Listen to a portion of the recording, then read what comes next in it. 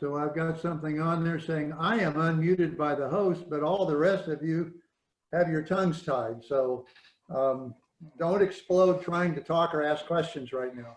Well, welcome. And I think, first of all, I'd like to say thanks to Bill for his leadership of the Spark organization during this difficult time.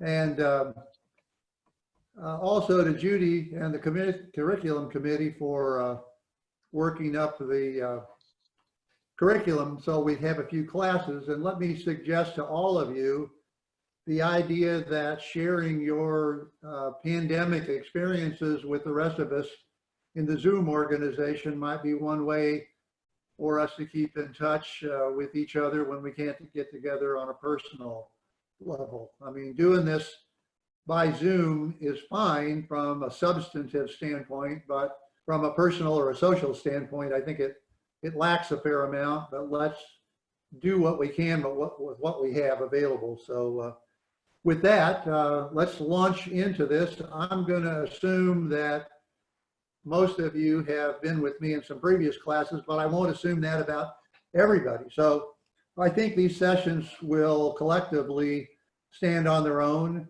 But if there are things that tickle your fancy or that pique your curiosity, I would encourage you to go on your own perhaps and do some additional reading. It's not hard to find information that's more broad and deep than what I can do in these classes because of the limited time frame that we have. So let me get started so we can proceed. And first of all, I'd like to start with some context and a little bit of introduction for the general class that we're going to have here. So let's go. Harry Truman had not asked for the presidency. In fact, he had not desired the Democratic nomination for the vice presidency in 1944. He was perfectly happy serving in the Senate, which he had done for the previous 10 years. Truman drove himself to Chicago for the Democratic National Convention, which began on July the 19th of 1944. He had already agreed to place the name of Jimmy Byrnes from South Carolina into nomination for the vice presidency. Byrnes was a key advisor and member of Roosevelt's administration, someone FDR even referred to as his assistant president. Byrnes expected to get the nomination for the vice presidency in 1944, and in fact, he coveted that nomination very deeply. Once in Chicago, however, through a series of events which we discussed in previous classes, Truman had to renege on his promise to Byrnes because he was convinced to agree to have his name placed into nomination as FDR's running mate. How the nomination went to Senator Truman, who did not actively seek it, is, in the words of his biographer, Robert Farrell, quote, one of the great political stories of our century. The fundamental issue was that Roosevelt's health was seriously declining, and everyone who saw Roosevelt, including the leaders of the Democratic Party, realized it. If he died during the next term, his vice president, would become the president, making the vice presidential nomination very important.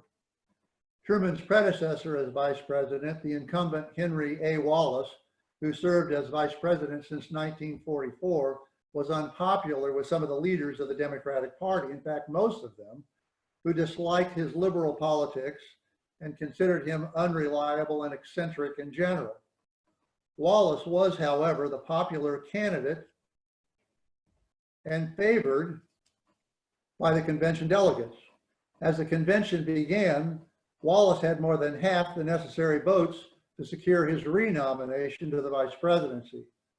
By contrast, the Gallup poll said that 2% of those surveyed wanted then Senator Truman to become the vice president, only 2%. To overcome this initial deficit, the leaders of the Democratic Party worked to influence the convention delegates such that Truman received the nomination. It took 3 ballots for the necessary votes to swing to Harry Truman as the vice presidential nominee. As a result, Truman emerged from the convention as the Democratic nominee for vice president. The Democratic ticket of FDR and Truman prevailed in the November election. As a result of the 1944 election, Harry Truman was inaugurated on January the 20th, 1945 as vice president. Less than 3 months later, with FDR's death on February the 12th, 1945, Harry S. Truman became the 33rd president of the United States. Truman had been president for more than 3 years and 8 months as the new year of 1948 dawned. A quadrennial presidential election was scheduled for Tuesday, November the 2nd, 1948. As Andrew Bush writes at the beginning of his 2012 book, Truman's Triumphs, the 1948 election and the making of post-war America, and I quote, New Year's Day, 1948, inaugurated what would go down as one of the most eventful years in American political history, culminating in the re-election to the presidency of incumbent Harry S. Truman and the restoration of a Democratic majority in Congress after a 2-year hiatus. None of these changes were obvious at the beginning as the year began. However, in American politics, like the broader world, was in flux. The post-war world was new and Americans were still deciding how to navigate it. So when did Harry Truman decide to seek the presidency in his own right in 1948? David McCullough writes in his acclaimed biography of Harry Truman, and I quote, exactly when Truman made up his mind to run for re-election is not known. Several times in 1948, he expressed reluctance to face another 4 years in the White House, this goldfish bowl. And again, he considered the idea of Eisenhower as the ideal candidate for the Democrats. He would groom the general to follow him, Truman said privately. But when once more he broached the subject to Eisenhower early in 1947, Eisenhower again declined, saying he had no political ambitions, not that he was not a Democrat. According to Secretary of the Army Kenneth Royal, Truman even offered to go on the ticket with Eisenhower as vice president, if Eisenhower so desired. Quoting Royal here, Mr. Truman was a realist and from time to time doubted whether he could win in 1948, Royal later explained. Eisenhower was the most popular man in America. To judge by the polls, he only needed to nod his head and the presidency was his. Except for the rewarded service, Truman told Secretary of Defense Forrestal, he found little satisfaction in being president. Bess, his wife Bess, would give everything to be out of the White House, and he and Bess both greatly regretted the constrictions on their daughter Margaret's life. No man in his right mind, Truman wrote to his sister in November 1947, would ever wish to be president if he knew what it entailed. In that letter, he wrote, aside from the impossible administrative burden, he has to take all sorts of abuse from liars and demagogues. The people can never understand why the president does not use his supposedly great power to make them behave. Well, Truman wrote to his sister, all the president is a glorified public relations man who spends his time flattering, kissing, and kicking people to get them to do what they are supposed to do anyway. Yet to others, and I'm continuing with a quote from McCullough, yet to others equally close day to day, it was clear that the job agreed with him, and they were certain he would never willingly abandon it. The whole pattern of his life had been a succession of increasingly difficult tests of his capacity to prove equal to tasks seemingly too large for him. Nor had he failed to meet his latest and greatest of tests. The feelings of inadequacy that had so troubled him after Roosevelt's death in April of 1945 were by now past. He liked being in charge. It showed in his face and in the way he carried himself. He would complain at times of the falderall of the presidency, but unquestionably he enjoyed the power of the office and its trappings, the limousine, the yacht, the airplane, the special railroad car, as any vital, ambitious man would. The abuse he complained of to his sister was something he had long ago learned to live with.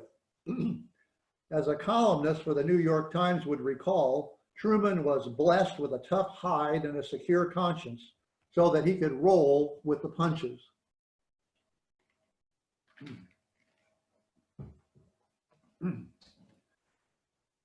He responded with simple and exuberant delight to the flattery and deference that were showered upon him wherever he went in public life. And he did indeed value the reward of service in the presidency, as in every office he had held since entering public life. A career politician, he had attained the summit of his profession. And if it was fate that put him there, then that was all the more reason to win it now on his own means. Quoting Clifford here, the greatest ambition Harry Truman had, according to Clifford, was to get elected in his own right. Having kept so silent and so uncharacteristically detached during the off-year elections in 1946, only to see his party and himself humiliated, Truman now relished the prospect of taking on the Republicans in an all-out, full-scale championship fight, as he said. He was nothing if not a partisan politician, and this was the fight he simply could not walk away from. So by late autumn of 1947, it was well known within the official family that he was in the race. And by the start of the new year, nearly everyone in Washington had concluded he was running, and that therefore just about anything he did or said was with that in mind, starting with his State of the Union address in early January of 1948, which hopefully we'll talk about in our next class. So what did President Truman himself have to say about his reasons for entering the race in 1948? Truman wrote the following in volume 2 of his memoirs, which were published in 1956. And I'm quoting Harry Truman here now. If I had heeded the desire of my family, I would have made plans to leave the White House at the end of my first term. I took no steps and made no moves at any time to discourage anyone from seeking nomination excuse me, to succeed me. From a personal standpoint, I had no desire, just as I had none in 1944, to undertake a national political campaign merely for the sake of gratifying personal ambitions. I had already been president of the United States for more than 3.5 years. The compelling motive in my desire to run for the presidency in 1948 was the same as it had been in 1944. There was still unfinished business confronting the most successful 15 years of Democratic administration in the history of the country.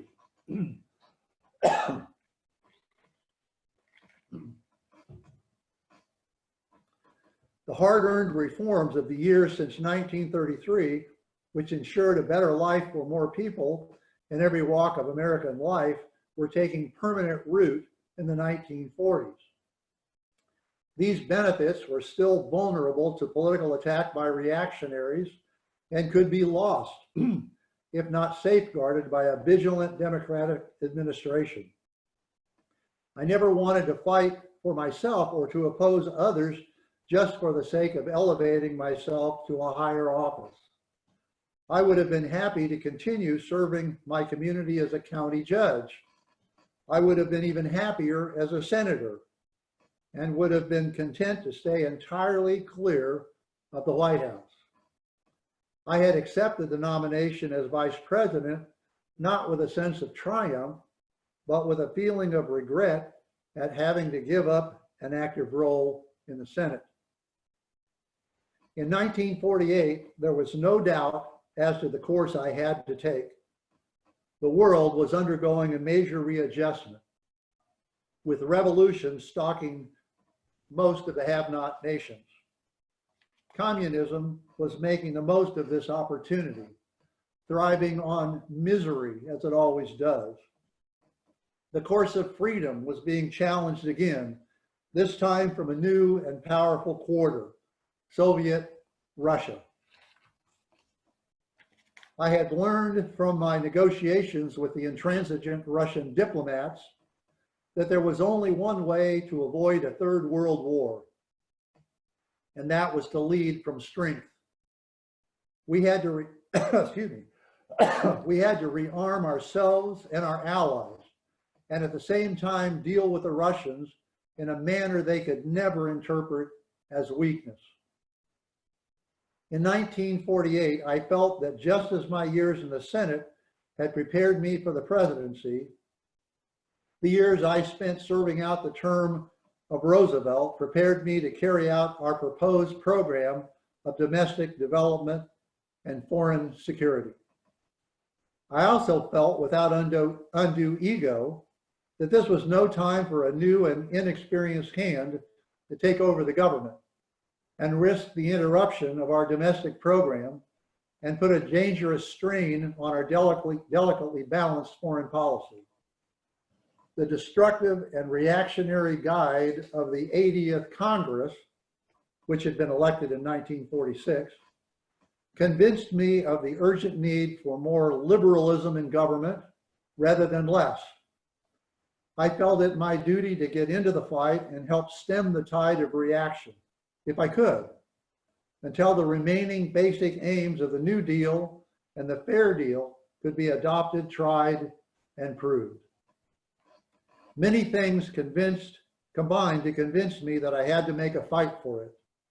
The threat being posed by Russian imperialist communism, the misguided clamor for appeasement in the name of peace, as advocated by the so-called Wallace progressives, the large block of traditional Republican isolationists, and the coalition of Southern Democrats and Northern Republicans who hope to compel the repeal of a great deal of New Deal legislation and a return to the laissez-faire doctrine of pre-Depression days.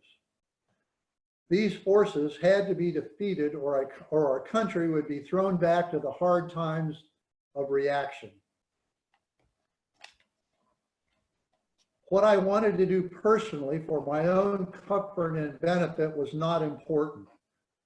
What I could do to contribute to the welfare of the country was important. I had to enter the 1948 campaign for the presidency. I was sure that the American people would agree with me if they had all the facts. I knew, however, that the Republican-controlled press, let me repeat that, I knew, however, that the Republican-controlled press and radio would be against me. And my only remaining hope of communicating with the people was to get the message to the people in a personal way. It was not an encouraging situation that confronted me, but I was not brought up to run away from a fight when the fight is for what is right. Supposedly scientific predictions that I could not win did not worry me one bit. Almost unanimously, the polls taken before the 1948 Democratic Convention, which would have been in July of 1948, showed my popularity with the American people to hit an all-time low. I knew that I had to do something about the concerted effort of the pollsters and the Republican-controlled press to drug the populace with their statistics and propaganda. Even some of my closest friends and advisors were counseling me to change my mind about going after the nomination in July. Early in May, that's May of 1948, I had an idea, perhaps the only one that the critics admitted was entirely my own. In order to circumvent the gloom and pessimism being spread by the polls and by false propaganda in the press, I decided that I would go directly to the people in all parts of the country with a personal message from the president. It would mean riding thousands of miles by train and making talks at all hours at stops along the way where crowds could be assembled to hear the facts. But it was the only alternative. What Truman is referring to there is not his famous whistle-stop campaign tour, which took place after the Democratic Convention in July. This was a tour of the country that took place before the Democratic National Convention that took place in July, which in a subsequent session I think we'll probably talk about. But his idea was to get his message out to the people as best he could, interestingly enough, on the back of a train car. So moving away from Truman's motivation to run. Thus, Harry Truman, a man of grit and determination, decided that he was going to run for election to the presidency of the United States in his own right, and was going to take his case for nomination and re-election to the people of the United States, taking his case to the people. This class will explore Harry Truman's efforts in 1948, first, to become the nominee of the Democratic Party for the presidency, and having accomplished that, his successful campaign against all the professional polls of public opinion and professional analysts' prognostications for the presidency of the United States of America. So what was the process that Harry Truman would have to negotiate to gain the Democratic nomination for the presidency in 1948? Who were his Democratic opponents and who would oppose his renomination? What was his political strategy in pursuing the Democratic nomination and re-election as president? What were his positions on the big issues of the day? Let me repeat that. What was the process that Truman would have to negotiate to win the nomination? Who were his Democratic opponents and who would oppose his renomination, be they Democrats or otherwise? What strategy would he pursue in seeking the nomination and his re-election? And finally, what positions did he take on the big issues of the day? That's viewed from the perspective of Harry Truman and his seeking of the nomination and his seeking of the election to the presidency in the general election. Similarly, who were the Republican candidates for the Republican nomination? And what were their positions on the big issues of the day? As 1948 dawned, the question was, who would emerge from that field as the Republican nomination, as a Republican nominee from the Republican convention scheduled for July in Philadelphia? As we will see, each major party had major policy and ideological divisions within itself, which made the internal politics of each major party almost as important to the ultimate outcome of the election as the people vying for the nomination of their party.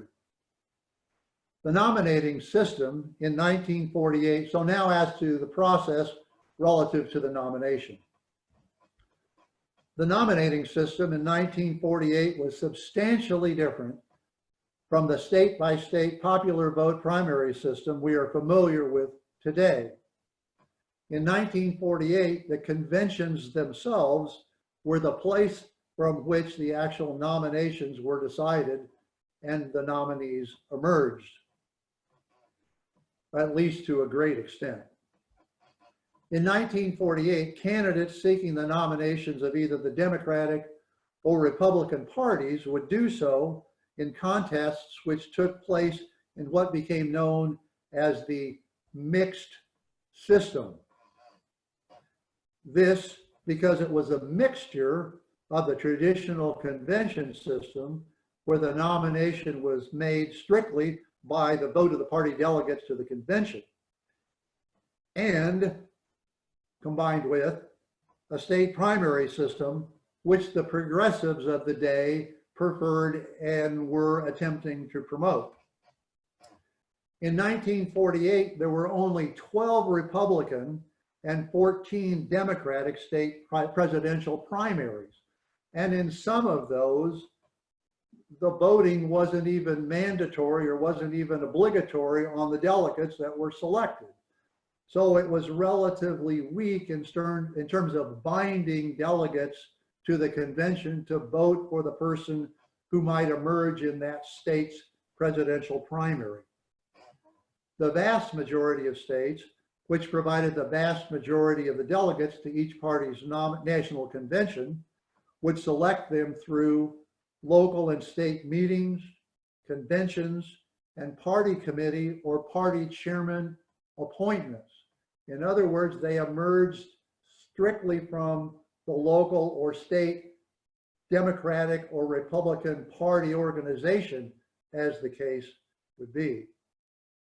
In these processes, state and local party organizations held the upper hand, though a particularly well-organized political movement might make inroads on what the party itself did in terms of lifting up and selecting those delegates to come to the convention.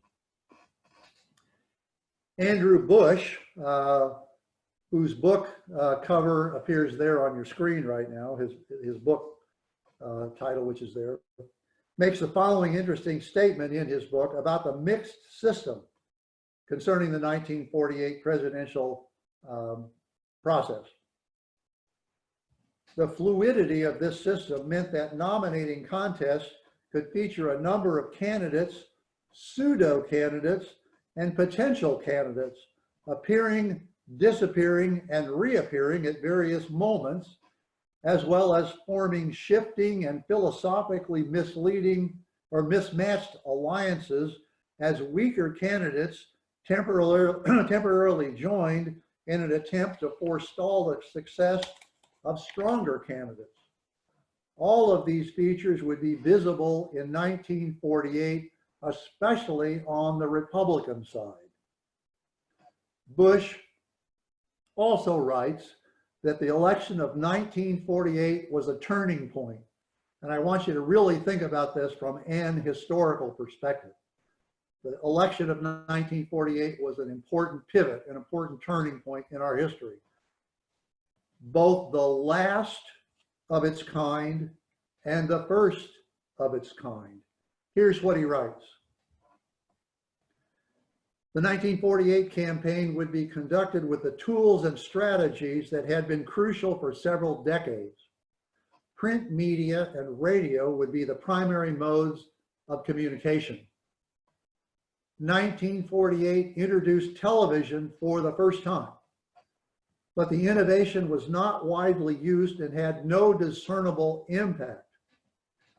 Candidates could travel on their campaign travels by air, but relied mostly on the train for long cross-country trips. Voters and politicians still expected impassioned rhetoric, theatrical, entertainment. Impassioned rhetoric and campaigns run as unified party exercises up and down the ballot, not just limited to the candidate's campaign alone. It would turn out that 1948 was the turning point, as I mentioned before, both the last and the first of its kind. Now let me insert a little bit about television. Both of the conventions were held in Philadelphia that year. There was a newly run coaxial cable that ran along a limited portion of the megalopolis of the East Coast and went as far as Philadelphia, picked up New York and Boston, I believe, and ran down to Philadelphia, but not across much of the rest of the country. So even though the conventions were televised, those people with TV sets and those people who had TV sets with access to a television signal was just a small minority of the populace at that point in time.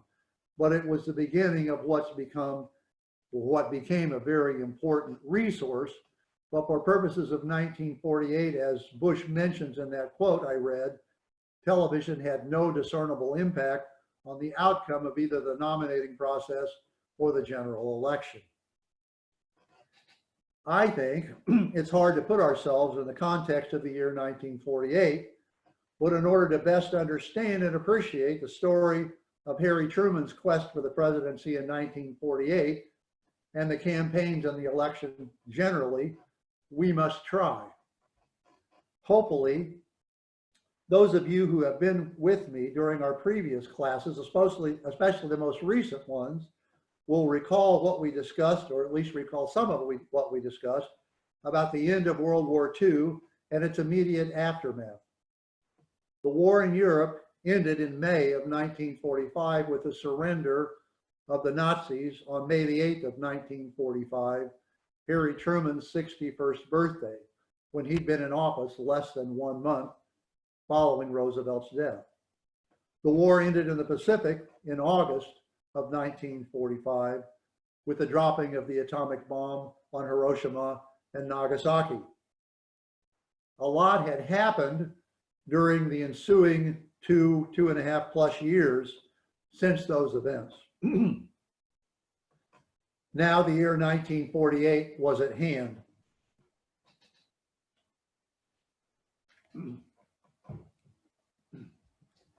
Again, I turn to Andrew Bush and his book, quoting him here. The nation and the world were in uncharted territory and seemed to be poised on the brink of major decision points, one of which was whether the general thrust of the New Deal would continue. Other questions included whether economic prosperity in the United States could be maintained, whether civil rights for blacks would advance, and whether the dominant party system in place since 1932, that is the Democratic Party, would endure or be overthrown.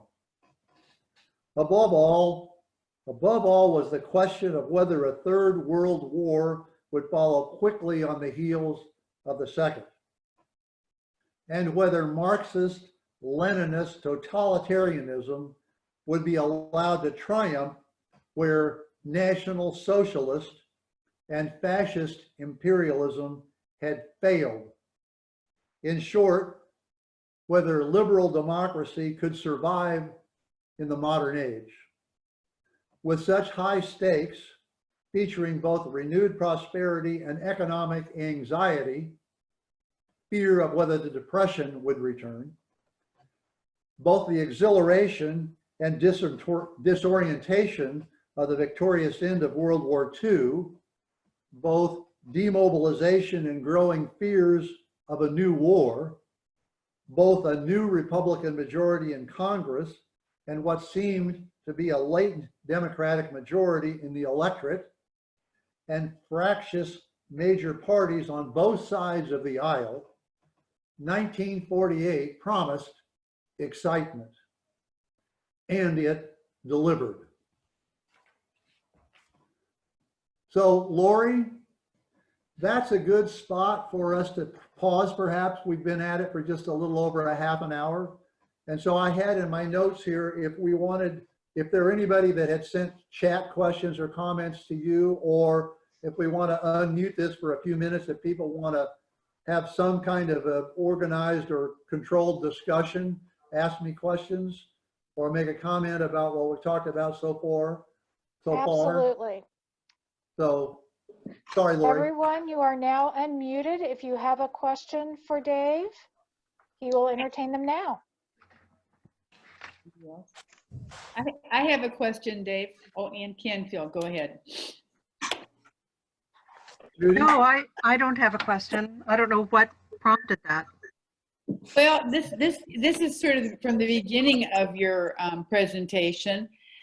If Ike had agreed to run, and it sounds like Truman really, I don't want to say pressured, but, asked him to consider that, what would have been his party, and who would run against him? Any ideas? Would he have been a Republican? Well, I think what we have to do to answer that question, because we know the answer to that question because of the history that followed on in 1952. Yeah. But I think what we have to do is try to put ourselves in the context of 1948 in answering that question, okay? Yeah. Because that's the game we're playing. Because in 1948, we don't know what's going to happen in 1952. Right. All right. And so Eisenhower at that point in time had not tipped his hand. And in fact, he had written a letter, maybe not at this point in time, but during 1948, he wrote a letter basically saying, I have no political ambitions whatsoever, and I will not accept a nomination, and I won't run if nominated, regardless of the party that might try to lift me up. And as we'll talk about in subsequent sessions, Will you be able to go to 11:30? there was a boom not only in the Democratic ranks, but also in the Republican ranks to try to convince Eisenhower to run for both parties, or maybe for either party, or perhaps for both parties. So the answer is, we don't know, putting ourselves in 1948 because Eisenhower had not tipped his hand. In fact, there's some good evidence that Eisenhower actually hadn't voted for several previous elections. So he was a non-political participant at that point. Okay. So let's play that. We're in 1948 game. Other questions or comments? Well, Dave, Bill Hirsch, Yeah, Bill. Truman wouldn't have accepted or pushed him to run as a Republican, I don't think. He was purely asking him to run as a Democrat, was he not? Right. Yeah, absolutely. Yes. Yes, Yeah. Okay. correct. Huh. Okay. And that may have been during times when Truman was still feeling this insecurity that he really, really didn't belong in this position. And I think as time went on, he felt more and more secure in his own shoes, his own presidential suit. Anybody else before we Dave, move would you forward? like to talk about who Truman's Democratic opponents might have been? That's what we'll talk about in the future. Okay, I'll wait. Okay. You got to come back for more, Bill. David, Mike Tierney here. I'm fascinated by the whole development of the primary system. How quickly did it evolve either in 48 or afterwards? Without going into detail, obviously, what's the story there? I was tempted to make a deeper study of that than I actually did, Mike. So my knowledge about that is somewhat limited in terms of details. And I had something in my comments originally about this turning point, but I took it out because it was really beyond the scope of what we're talking about, but it's responsive to your question. The 1968 Democratic National Convention was really a tipping point in moving in the direction of the system that's in place today. It had been moving in that direction from 1952 onward, but the situation that evolved after that disaster up in Chicago with Mayor Daley, Right.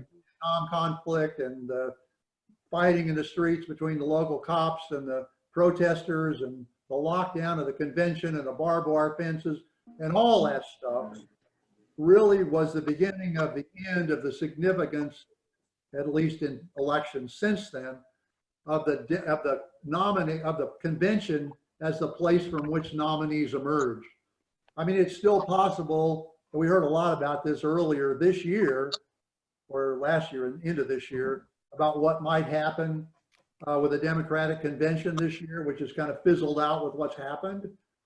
But it's still possible that the convention can become more important if the primary people or the nominees went there without enough delegates to get the nomination on the first ballot.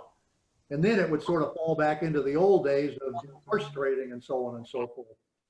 But the system that we have right now, at least in recent history, has resulted in the nominating process playing itself out through these primary elections, so that when the parties go to the convention, the leading candidate generally has enough delegate votes locked up to get the nomination off the bat, which eliminates any of the drama at the conventions, quite frankly.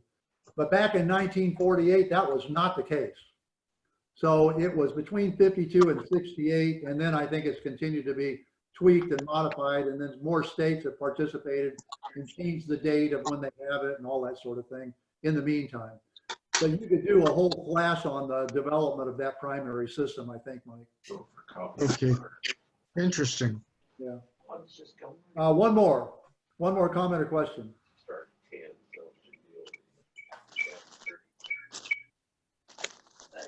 Okay, I'm going to go back to screen share and hope that that still works, and then I'll pick up. Okay, and while you do that, I will mute everyone again.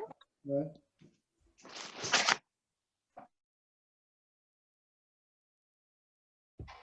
All right, Dave. All right, we hope this comes up. There we go.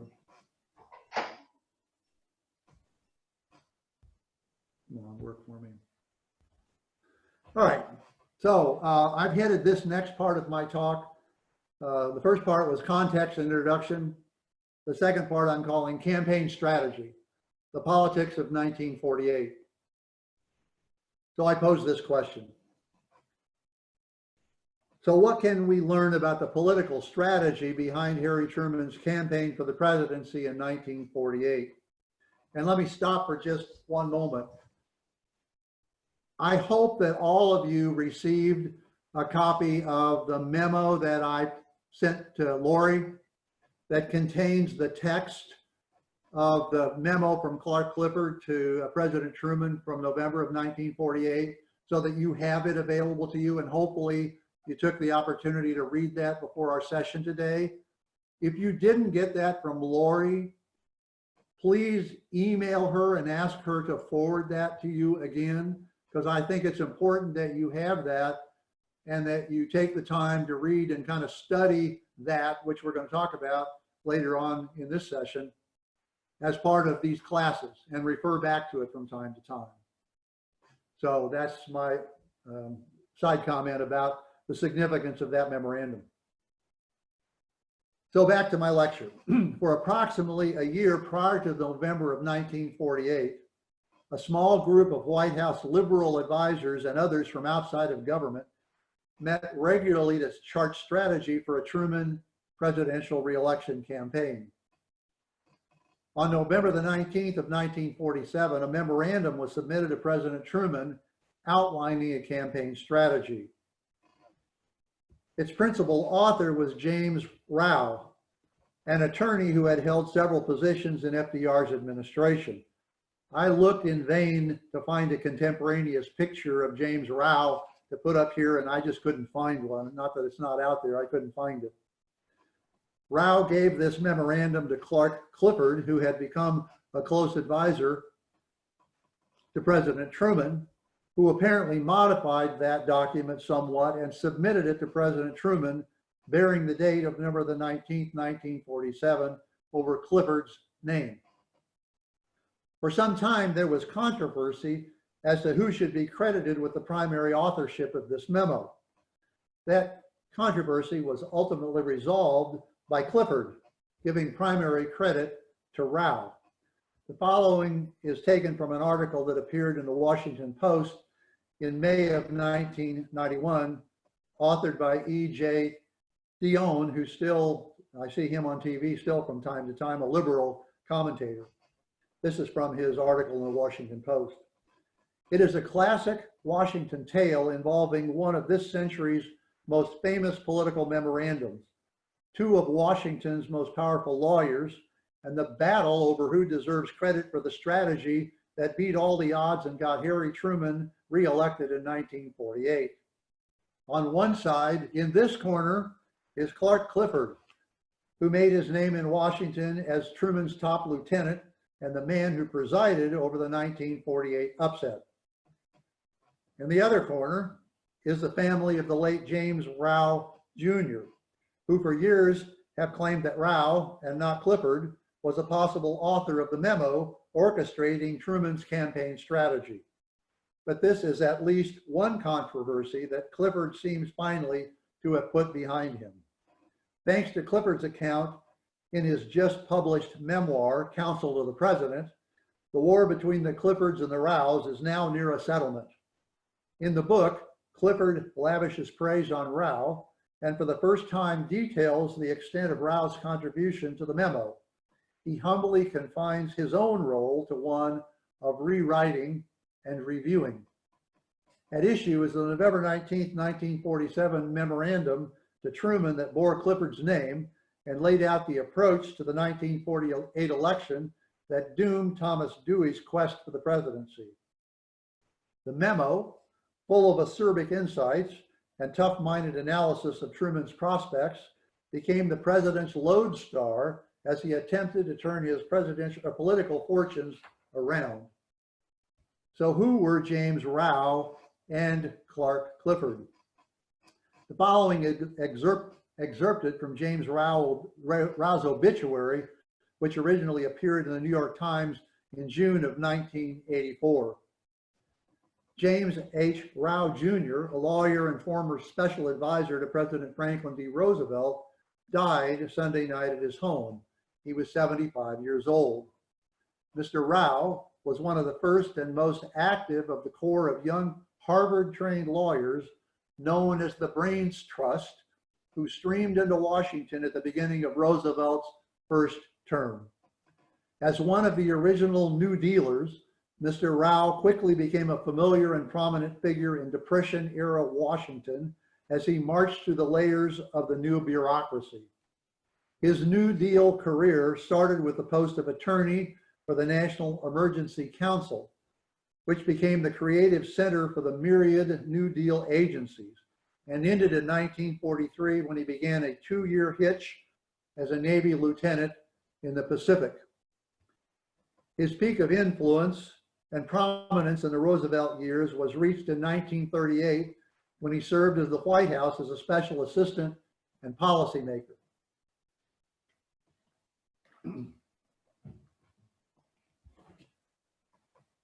A warm, witty man who often drew laughs with his self-deprecating humor, Mr. Rao may have best described himself in the eulogy he delivered at the funeral of Thomas Corcoran, who had been one of his law partners, another of Roosevelt's Brains Trust, and Mr. Rao's post-war law partner. Mr. Rao quoted from a Memorial Day speech of Justice Oliver Wendell Holmes, saying the following phrase could well be applied to the young New Dealers as well as to Mr. Holmes' old Civil War comrades. Quote, "Through our great good fortune in our youth, our hearts were touched with fire." His obituary fails to mention any connection of Mr. Rao to the Truman administration or his role in the preparation of the memorandum under discussion. Pertaining to Rao's involvement in the subject memo, on September the 30th, 1969, Mr. Rao gave an oral interview to a gentleman named Hess for the Truman Library and its archives.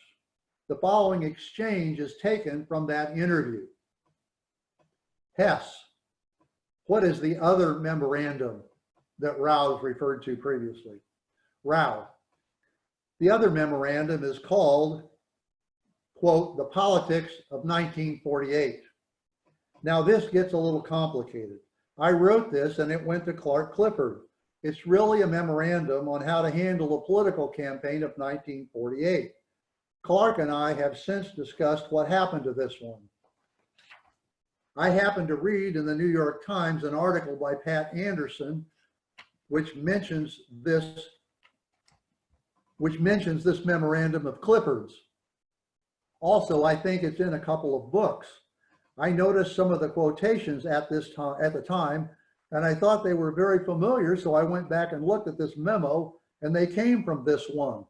Now, Mr. Rao is holding in his hands during this interview a copy of the memo he's talking about, and I think he's pointing to it from time to time as he talks to Mr. Hess. Rao continues.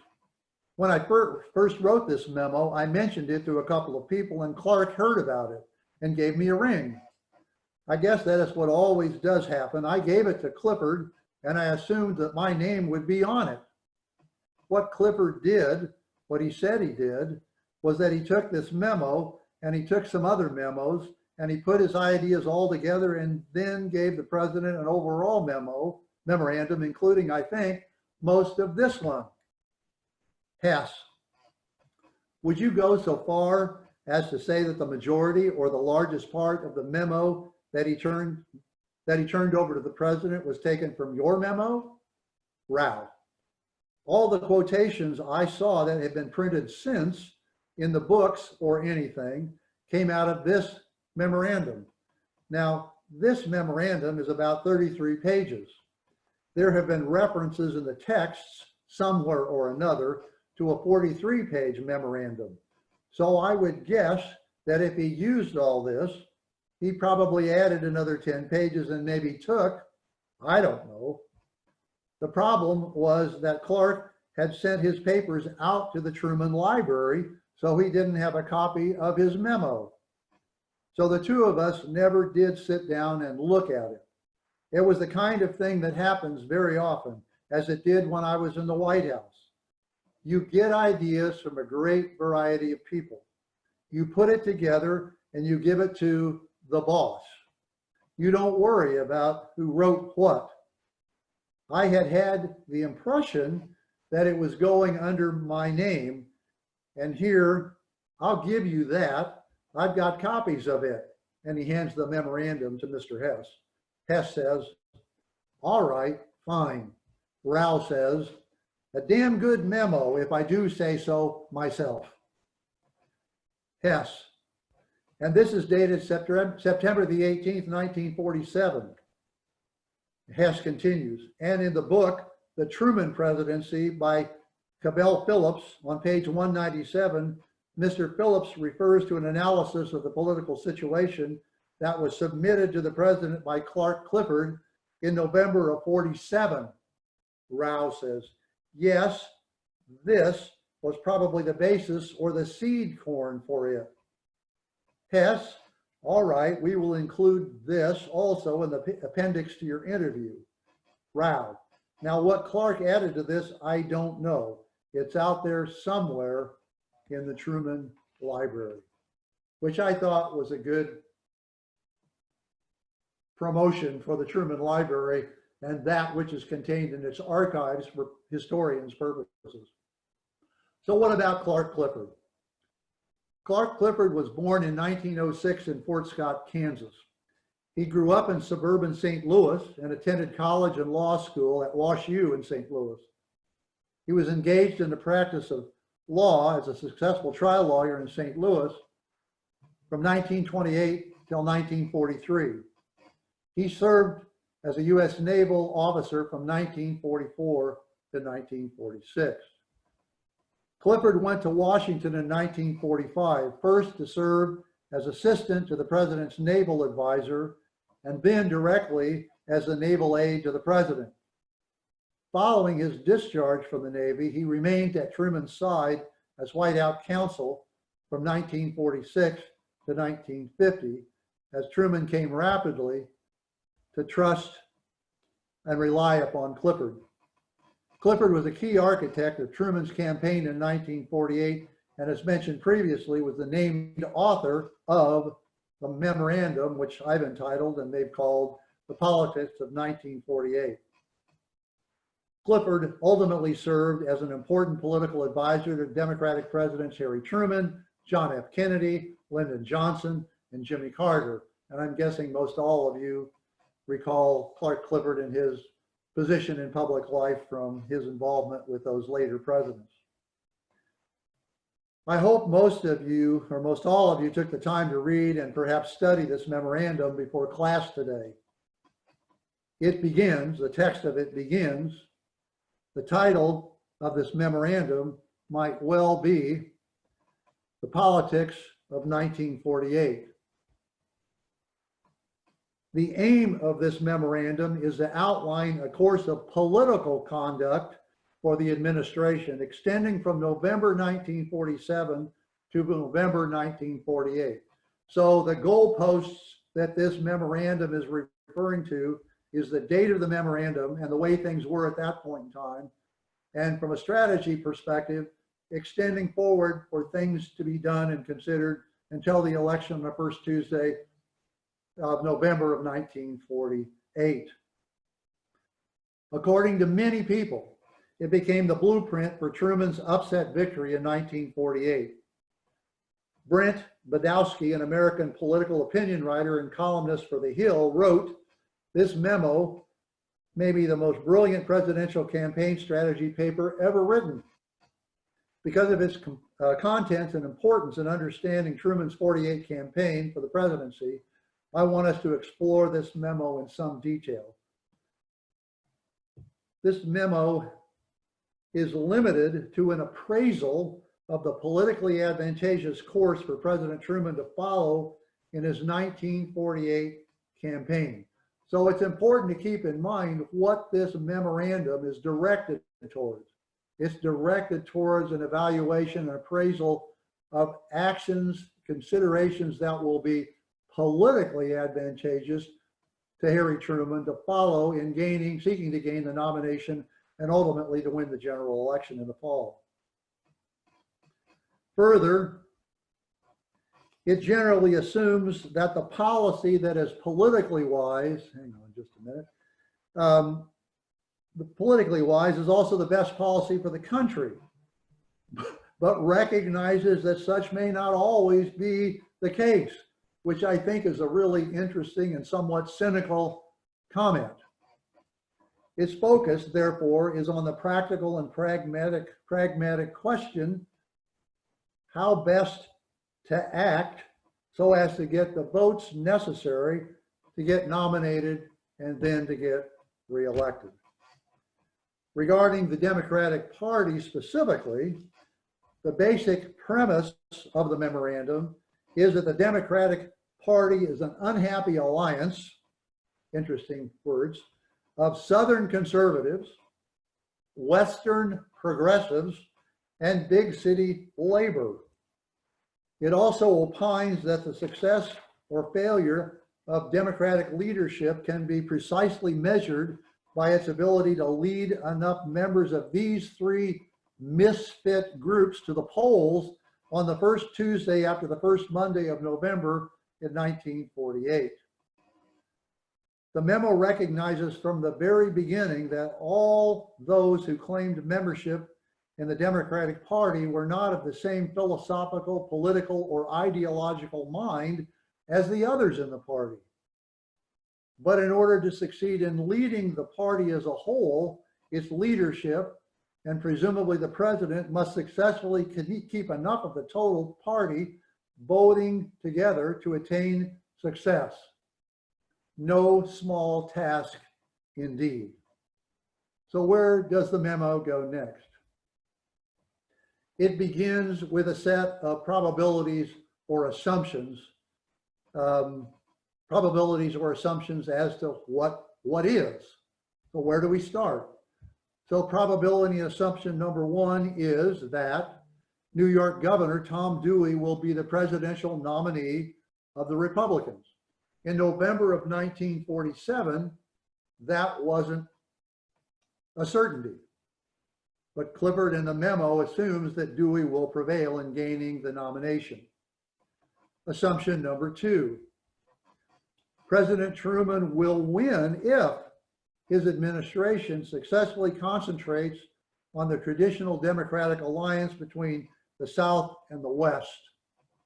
Underlying this is the conclusion that no matter what policies are initiated by the administration in 1948, regardless of how liberal, the Southern Democrats will not abandon their support of the Democratic Party. We didn't say that all of their assumptions would prove to be true as time went on. This is one that didn't necessarily prove to be correct. So I say in my notes here, which supposition led to the following incorrect conclusions. In formulating national policy, the South can safely be ignored. And the correct conclusion that Truman must get along with the Westerners and with labor if he is to get reelected, which led to the following political/programming recommendation. Truman's #1 priority for his campaign needs to be to concentrate upon the West and its problems, including reclamation, floods, and agriculture. Assumption number 3. Former Vice President Henry Wallace, historically a New Deal Democrat, will split from the Democratic Party and run for the presidency on a third-party ticket. The memo recommends every effort must be made now jointly and at one and the same time to dissuade Wallace from mounting a third-party campaign, and also at the same time to identify him and isolate him in the public mind with the communists. Fourth assumption. Independent and progressive voters will hold the balance of power in 1948. That voter will not actively support President Truman unless a great effort is made to garner his vote, his or her vote. This is true because independent voters today probably form a larger voting group in total than either the hardcore or solid voting bloc Democratic or Republicans. The memo then proceeds to identify voting groups that generally vote as a bloc or as a category, can be identified as a grouping of people to appeal to with the same ideas. And so he then, the memo then goes to identify those groups of folks. The first one that's identified is the farm vote, the farmer voters. The farm vote is in most ways identical with the winning of the West, says the memo, the #1 priority. The second voting group, or the second group that Truman must appeal to, labor. The memo says Truman and the Democratic Party cannot win without the active support of organized labor. Parenthetically, my comment, in 1948, organized labor was a much, much stronger power in Democratic elections, Democratic politics, than it is today. I don't remember the statistics, but a much greater percentage of eligible voters were union members in 1948 than they are today. So those folks were much more important to the Democratic Party and Truman's prospects than perhaps today. The memo goes on, it says, it is dangerous to assume that labor now has nowhere else to go in 1948 than to vote for Truman or the Democrats. Labor can stay home and not vote. The third group, category described as the liberals. And by that, I think the memo is referring to those folks that are not only New Dealers, but folks to the left on the political spectrum of even the New Deal folks. The memo says they are numerically small as a group, but they are far more influential than mere numbers entitle them to be. The liberal exerts unusual influence because he or she is articulate. The left has always had the pen. If the intellectual can be induced to back the president, he will do so in the press, on the radio, and in the movies. He is the artist of propaganda. He is the idea man of the people.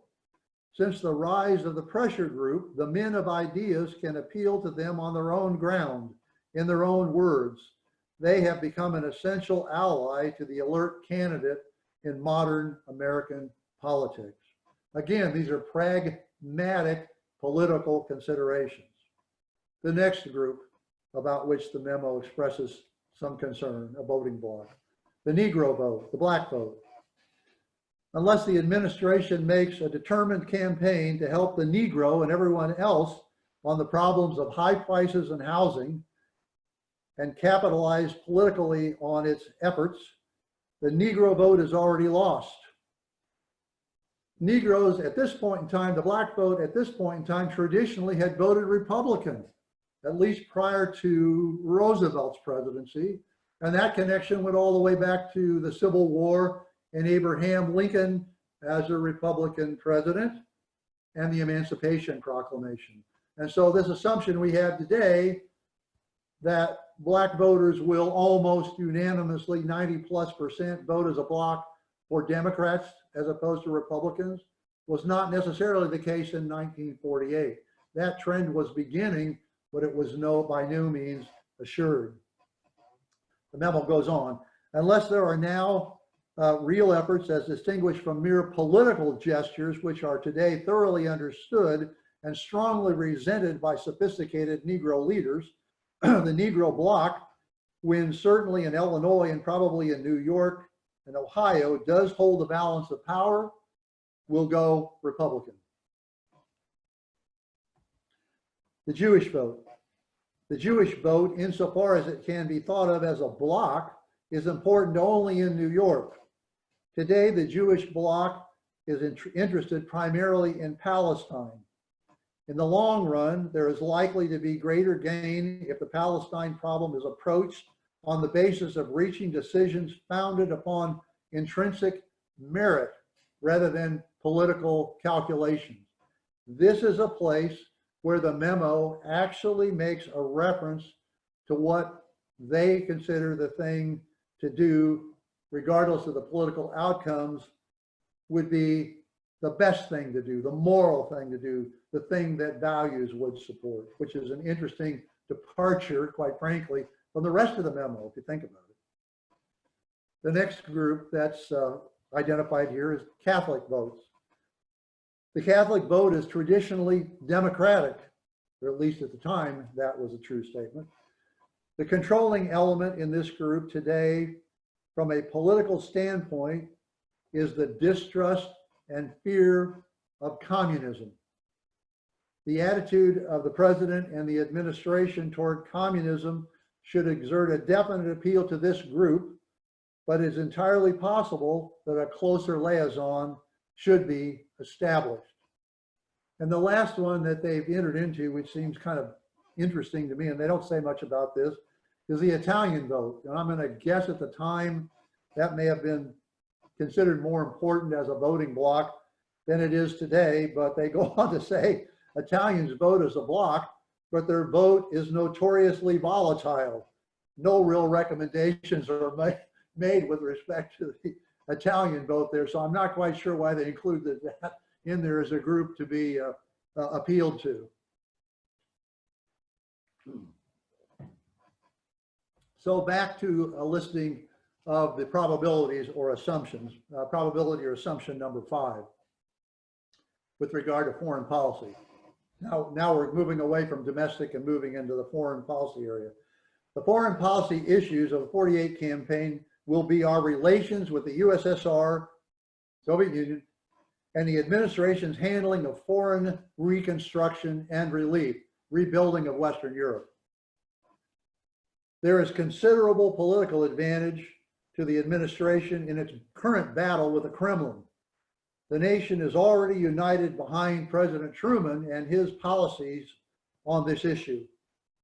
The worse matters get with regard to relations between the Soviets and the Americans, the worse matters get up to a fairly certain point, which would involve war, the more there is a sense of crisis. In times of crisis, the American citizen tends to back up his president. And on the issue of policy towards Russia, President Truman is comparatively invulnerable to attack because of his brilliant appointment of General George Marshall, who has convinced the public that as Secretary of State, where he'd been serving since the beginning of the year 1947, he is nonpartisan and above politics. Number 6, probability or assumption. The domestic issues of the campaign will be high prices, read inflation, and housing, read the lack of it, and affordability. The high cost of living will be the most controversial issue of the 48 campaign. Indeed, the only domestic issue. Whichever party is adjudged guilty of causing it will lose the election. For that reason, the presentation of its case by the Democratic Party, the manner, the substance, and the effectiveness of its evidence is of crucial importance. The president must present a program. Now he's getting a little ahead of himself here in the memo, quite frankly. The president must present a program for the control of prices that, if enacted by the Congress, will actually prove to be effective. If the president recommends a bold program and the Congress refuses to go along with him, then we will be storing up valuable ammunition to use at a later time. Or we must face the fact that without some form of controls, prices are not only not going to come down, but they are going to continue to go up. The manner in which the administration dramatizes the high cost of living and the effectiveness with which it can present its story to the people can largely determine the next incumbent of the White House. Next, probability or assumption. The conflict between the president and the 80th Republican Congress will increase during the 1948 session. The administration should select the issues upon which there will be conflict with the majority in Congress. Truman should pick his battles. It will get no major part of its own program approved. That's the assumption. Its tactics must therefore be entirely different than if there was any real point to bargaining and compromise. Recommendations. In the State of the Union and elsewhere, President Truman's message, as well as that of the Democratic Party as a whole, must be tailored for the voter, not the congressman in the audience. The approach must display a label which reads, "No compromise," no bargaining, no compromising on proposals for programmatic things. The strategy on the Taft-Hartley bill, which the 46th, which the 80th Congress had passed, and then Truman vetoed it, and then they passed it over his veto, which was pro-business and anti-union. The strategy of the Taft-Hartley bill, refusal to bargain and accept any compromises on the part of Truman, paid big political dividends. That strategy should be expanded in the next session to include all the domestic issues. In other words, we don't recommend that you run away from a fight here. We recommend that you run right into the ring. So these are the 7 probabilities or assumptions set forth in his memo. The memo next proceeds to discuss what the president and the administration should do, assuming most of the probabilities are correct. The course of action is where they go next. Assuming most are correct, let's see, I'm ahead of myself here. Assuming most of the probabilities are correct, then the questions are how to take advantage of those which are favorable and how to effect changes in those unfavorable.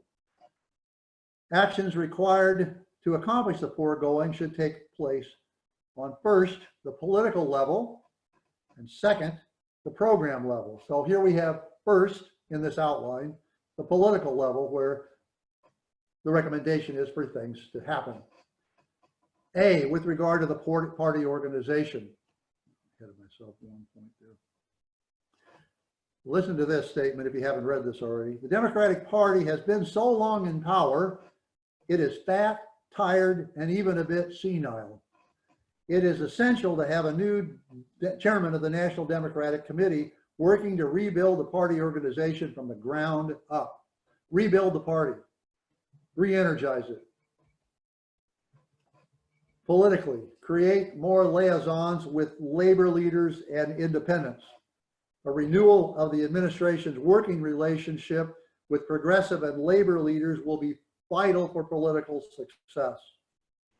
A program of cultivation should be carried on with progressive and independent leaders around the country. And it's recommended that some 1 lieutenant personally selected by the president should be entrusted with this campaign. Third political recommendation. Insulate Henry Wallace.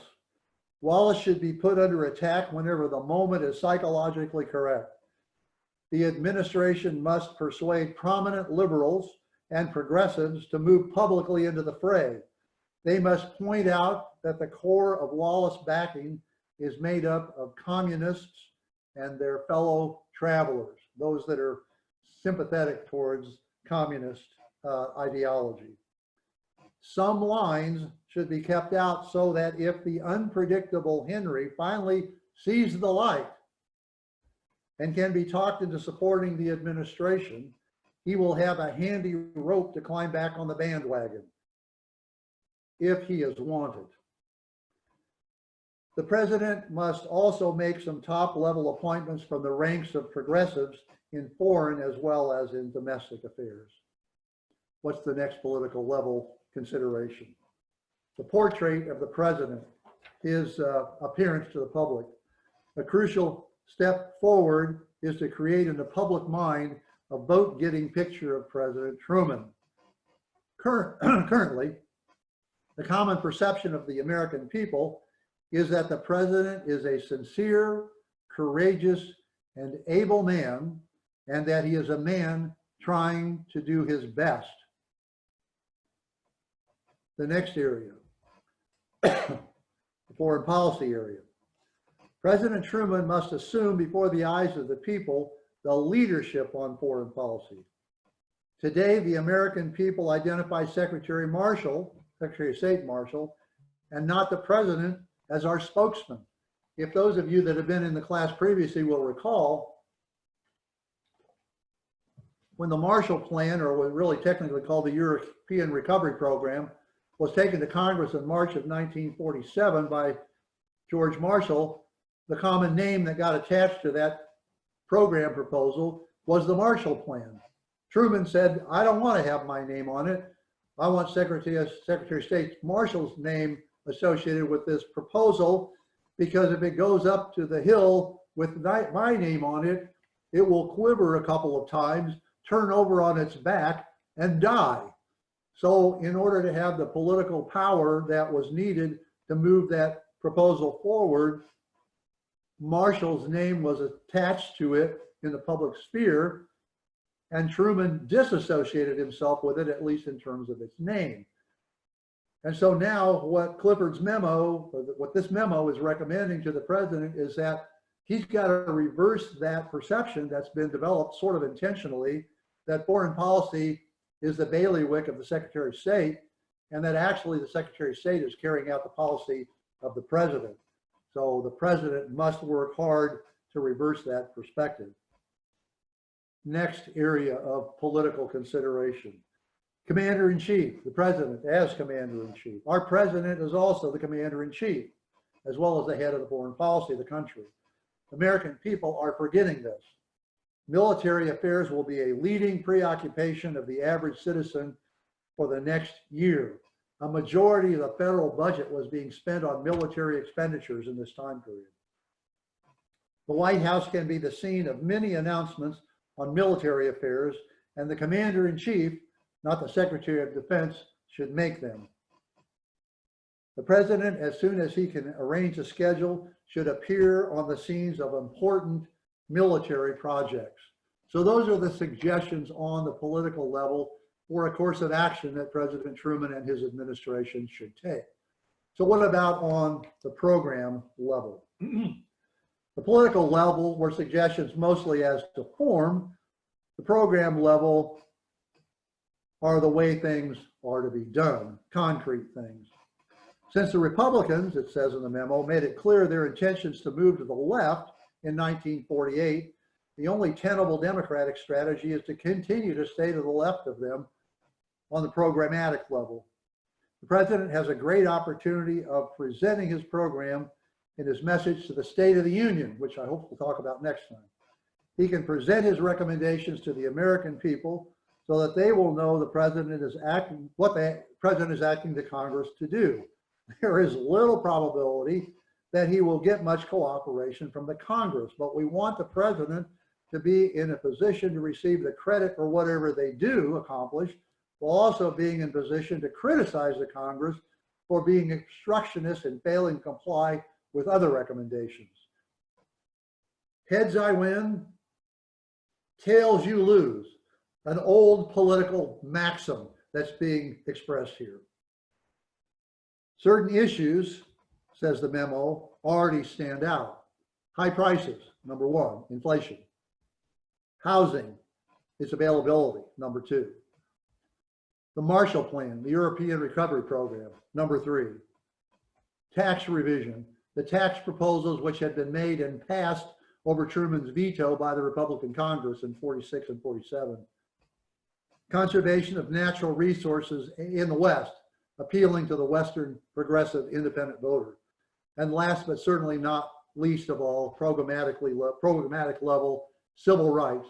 And I hope we'll have time during this series of classes to talk about each one of those things somewhat independently as we talk about things that actually happened as the campaign proceeded.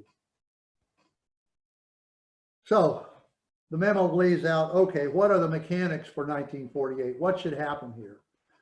And the memo says, we've already talked about the probabilities, the assumptions. We've also talked about a course of action. Well, what do we need to do to create a machinery to cause this to happen? First of all, you need to create a small working committee or a think tank, a think group. The function of this group is to coordinate the political program in and out of the administration. Oops, I went backwards. The men on the committee must be loyal to Truman, thinking for the president and how the president can take political advantage of this or that program. They should start preparation of the drafting of the 1948 platform. They should assemble material for approximately 10 major political speeches after the nomination is at hand. They should present the president an ongoing monthly estimate of the situation. Where are we now? They should do research. This is opposition research on the various personalities to be involved in the campaign, something that's very much a part of political campaigns today. It's even recommended that they do research on Truman, opposition research on Truman, devil's advocate. And finally, create resources to prepare quick answers to Republican charges or public statements that are made so that there are folks prepared as surrogates for the president, if not the president himself, to respond to Republican charges or statements that are made critical of the president or the president's administration in a timely fashion so that those things don't go unresponded to. So this is the way the memorandum ends, and this is how I'd like to end this today before we open the microphones for questions and comments. The campaign of 1948 will be a tough, bitterly fought struggle.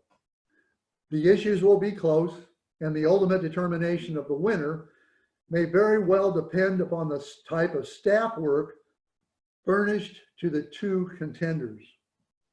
No effort must be overlooked or left undone to furnish President Truman with the greatest possible assistance, because the future of this country and the future of the world are linked inextricably with this re-election.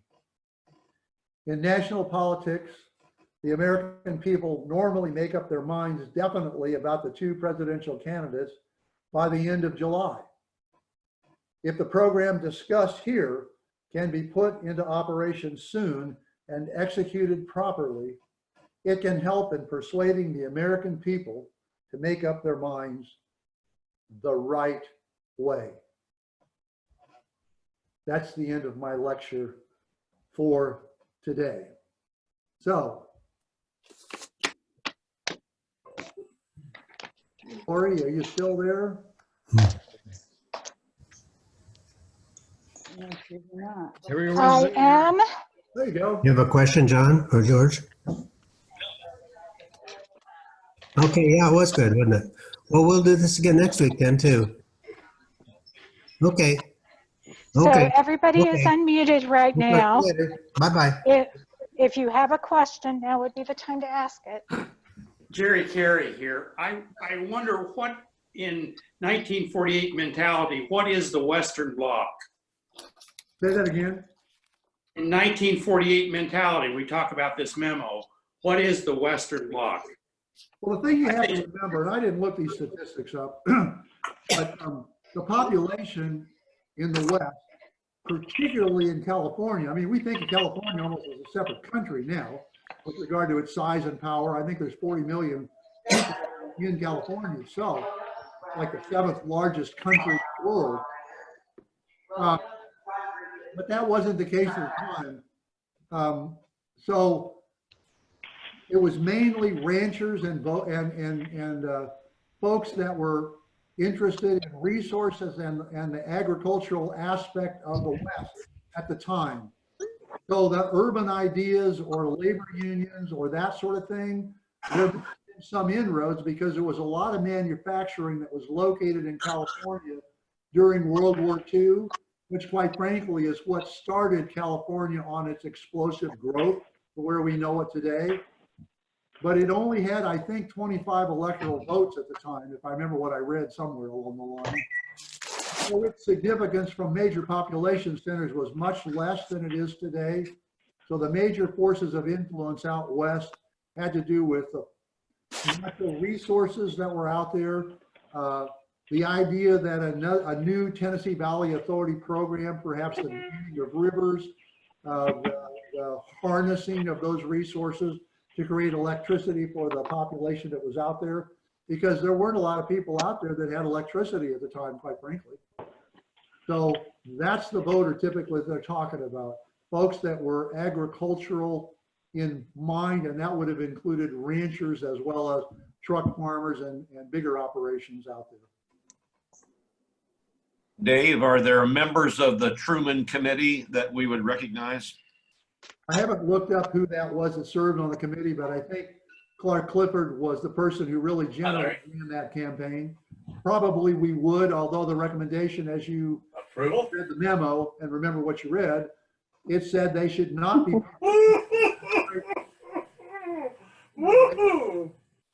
They should not. Just got your validation, young man.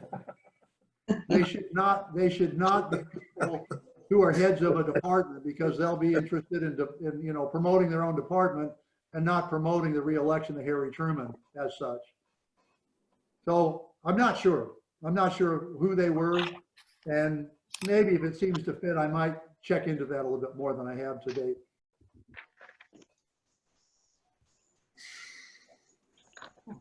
Got to be some other questions or thoughts. What thoughts did you all have, if you had any, as you read through that memo on your own? Had you ever thought about such a thing existing before? No. Can I answer that? Go, Judy.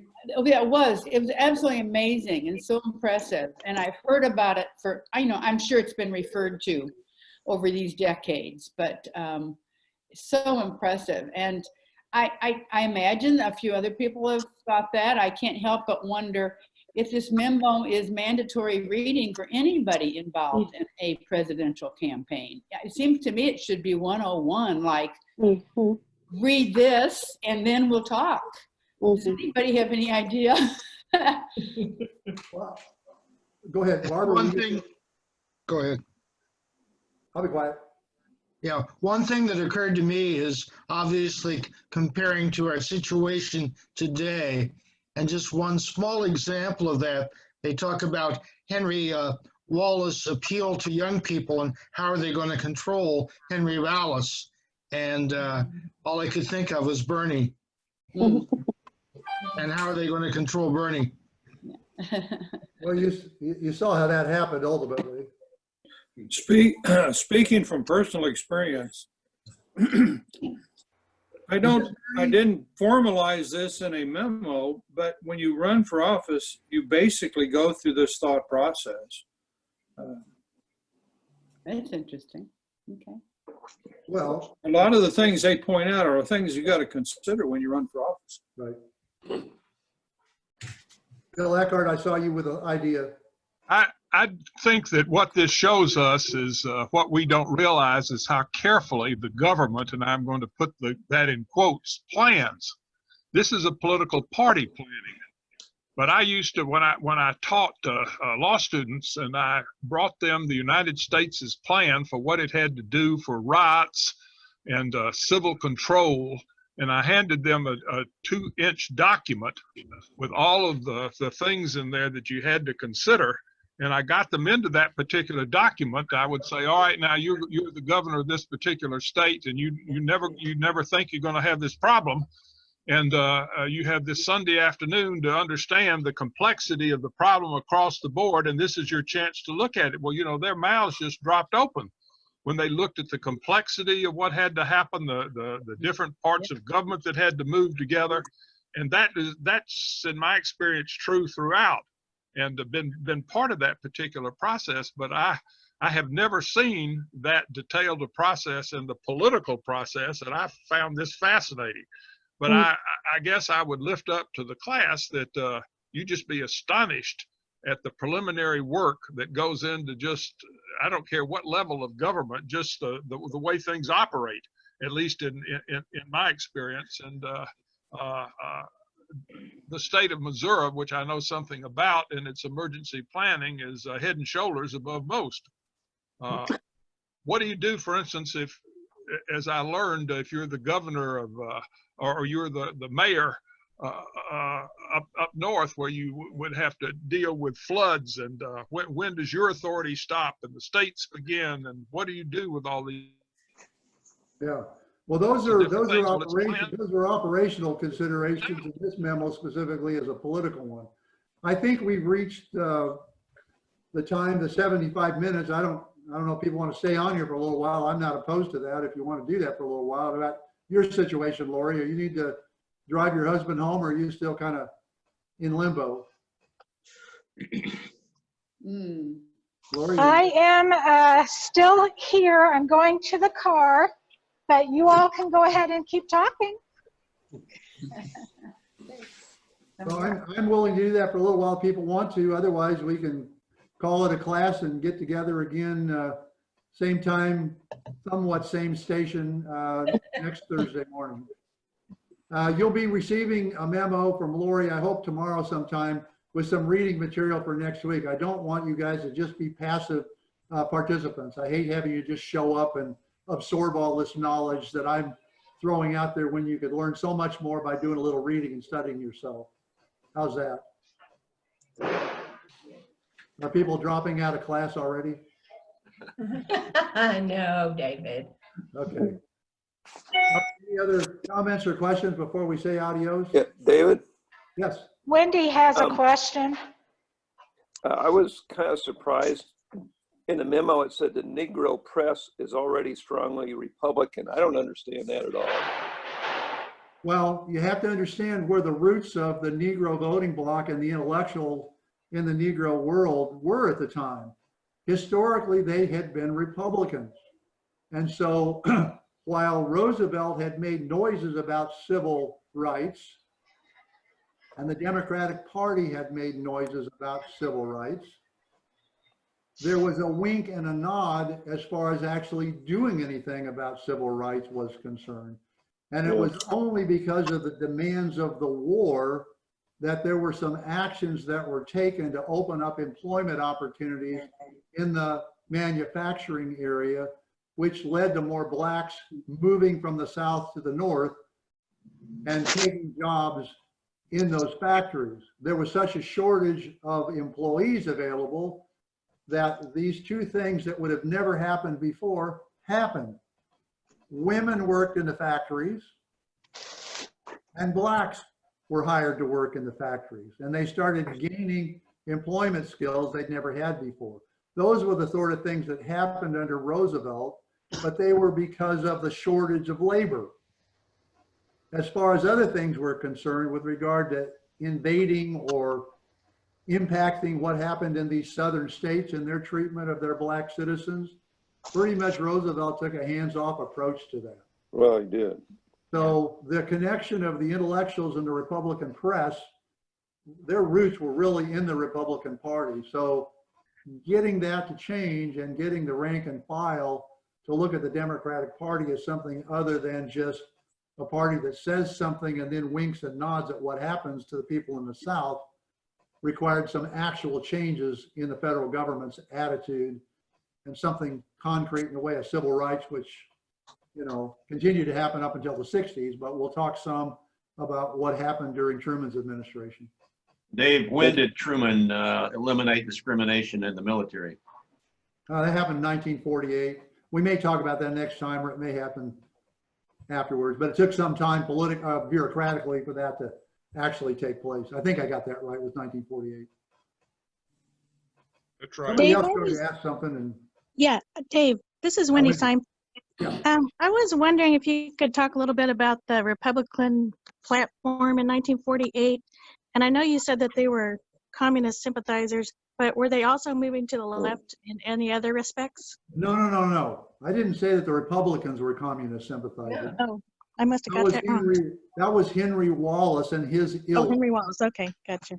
People Okay. who were actually either on the left side of the Democratic Party, or if you drew a boundary as to how far left the Democrats went, probably outside of that left boundary was where Wallace and his ilk were. I intend to talk about Wallace in some detail next time, and I intend to talk about where the Republicans were and what they had in the way of contenders for the nomination next time. So that's a good segue, Wendy, and I'm glad you're thinking ahead. Okay, thank you. Yeah, you're welcome. Thanks, Dave. I need to leave the meeting. Okay. All right, everybody. Bye. Thank you. Thanks. Thank you, Dave. All righty, thank you. See you all next week.